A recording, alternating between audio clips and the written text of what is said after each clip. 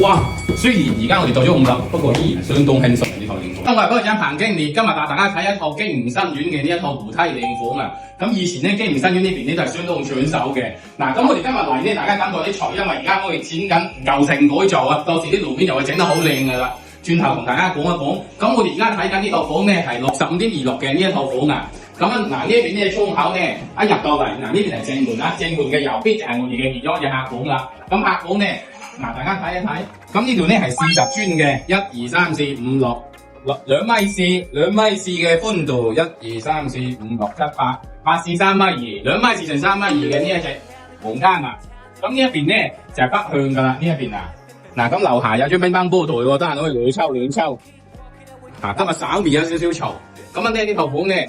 咁嗱，入到嚟我哋嘅客廳就喺我哋嘅正中間啦，兩隻房間就喺我哋嘅兩邊嘅。咁客廳呢一邊咧就1、2、3、4、5、6、7、8，8至3米2，3米2啊成4米左右啦。1、2、3、4、5、6、7、8、9、10、11，4米4乘3米2。咁啊嗱，咁我哋喺廳嘅左邊就係我哋嘅廚房啦。廚房呢邊夠晒闊嘅，2、3個人操作係冇問題嘅。嗱，大家可以見到啦，綽綽有餘，5、6個棚經已稍可以用得啊。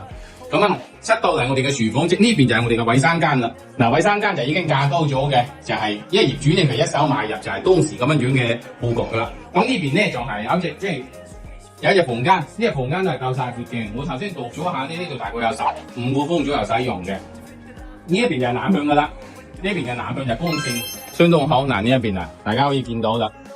咁嗱，兩隻房間都夠晒闊嘅。咁咧轉頭咧我再同大家錄實一下上車嘅情況，咁想睇風景揾彭經理。